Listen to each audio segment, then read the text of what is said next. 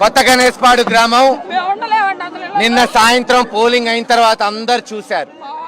తెలుగుదేశం గూండాలు, పనికిమాలిన ఎదవలు, పాపం బీసీలు ఓట్లేశారని వాళ్ళు ఏ పార్టీ కన్నా వేసుకొని వాళ్ళు పోయి స్వేచ్ఛగా వాళ్ళు ఓట్లు వాళ్ళు వేశారని 4 వరకు విచక్షణారహితంగా వాళ్ళ ఇళ్ల మీద పడి టీడీపీకి చెందిన రైతులు నాయకులు ఆడవాళ్ళని పిల్లల్ని ఇళ్లని లూటీ చేసి మగోళ్ళని పారదోలి ఇష్టం వచ్చినట్టు రణరంగం చేశారు కొత్త గణేశ్పాడిని.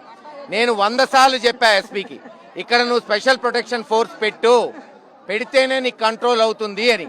ఎందుకు పెట్టలేదో ఎస్పీ జవాబు చెప్పాలి. దీని మీద ఎలక్షన్ కమిషన్ ఎంక్వైరీ చేయాలి. ఎందుకు పెట్టలేదు? లెటర్లు ఇచ్చాం, 100 సార్లు చెప్పాం ఎస్పీకి.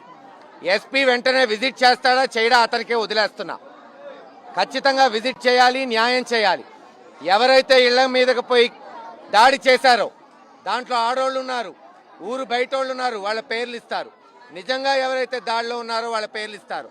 వాళ్ళ మీద కేసు పెట్టకపోతే మటుకు దానికి బాధ్యత ఐజీ ఎస్పీ పాటించాల్సి వస్తుంది. రేపు జగన్మోహన్ రెడ్డి గారు ముఖ్యమంత్రి అయిన తర్వాత స్పెషల్ ఎంక్వైరీ పెట్టిస్తాం దీని మీద, సిబిసిఐడి అవసరమైతే. నేనున్నాం, అనిల్ యాదవ్ గారు ఉన్నాడు. ఏం యాదవ్ ఓట్లు వేయకూడదా? బీసీలు ఓటింగ్ చేయకూడదా?